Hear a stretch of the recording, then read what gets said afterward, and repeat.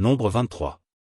Balaam dit à Balak, bâtis-moi ici 7 autels, et prépare-moi ici 7 taureaux et 7 béliers. Balak fit ce que Balaam avait dit, et Balak et Balaam offrirent un taureau et un bélier sur chaque autel. Balaam dit à Balak, tiens-toi près de ton holocauste, et je m'éloignerai, peut-être que l'Éternel viendra à ma rencontre, et je te dirai ce qu'il me révélera. Et il alla sur un lieu élevé. Dieu vint au-devant de Balaam, et Balaam lui dit, j'ai dressé cet autel, et j'ai offert un taureau et un bélier sur chaque autel. L'Éternel mit des paroles dans la bouche de Balaam, et dit, retourne vers Balak, et tu parleras ainsi.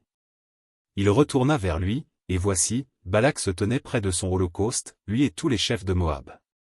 Balaam prononça son oracle, et dit, Balak m'a fait descendre d'Aram, le roi de Moab m'a fait descendre des montagnes de l'Orient.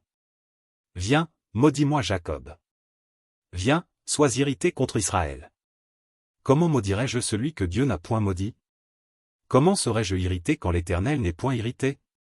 Je le vois du sommet des rochers, je le contemple du haut des collines, c'est un peuple qui a sa demeure à part, et qui ne fait point partie des nations. Qui peut compter la poussière de Jacob, et dire le nombre du quart d'Israël? Que je meure de la mort des justes, et que ma fin soit semblable à la leur. Balak dit à Balaam, que m'as-tu fait? Je t'ai pris pour maudire mon ennemi, et voici, tu le bénis. Il répondit, et dit, n'aurais-je pas soin de dire ce que l'Éternel met dans ma bouche? Balak lui dit, viens donc avec moi dans un autre lieu, d'où tu le verras, tu n'en verras qu'une partie, tu n'en verras pas la totalité. Et de la maudis-le-moi.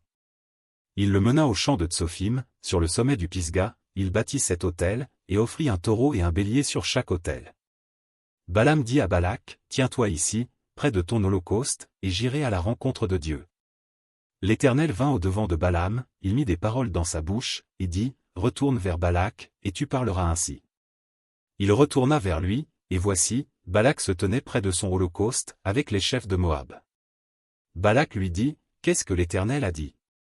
Balaam prononça son oracle, et dit, lève-toi, Balak, écoute. Prête-moi l'oreille, fils de Tsippor.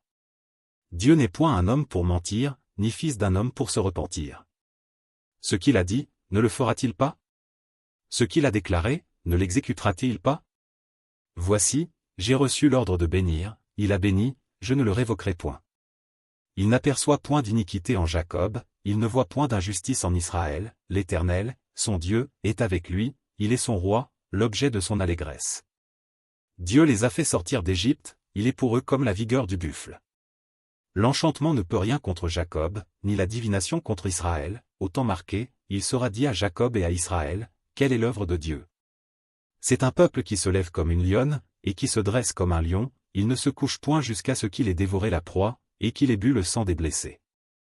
Balak dit à Balaam, ne le maudis pas, mais du moins ne le bénis pas. Balaam répondit, et dit à Balak, ne t'ai-je pas parlé ainsi, je ferai tout ce que l'Éternel dira? Balak dit à Balaam, viens donc, je te mènerai dans un autre lieu, peut-être Dieu trouvera-t-il bon que de là tu me maudisses ce peuple. Balak mena Balaam sur le sommet du Péor, en regard du désert. Balaam dit à Balak, bâtis-moi ici 7 autels, et prépare-moi ici 7 taureaux et 7 béliers. Balak fit ce que Balaam avait dit, et il offrit un taureau et un bélier sur chaque autel.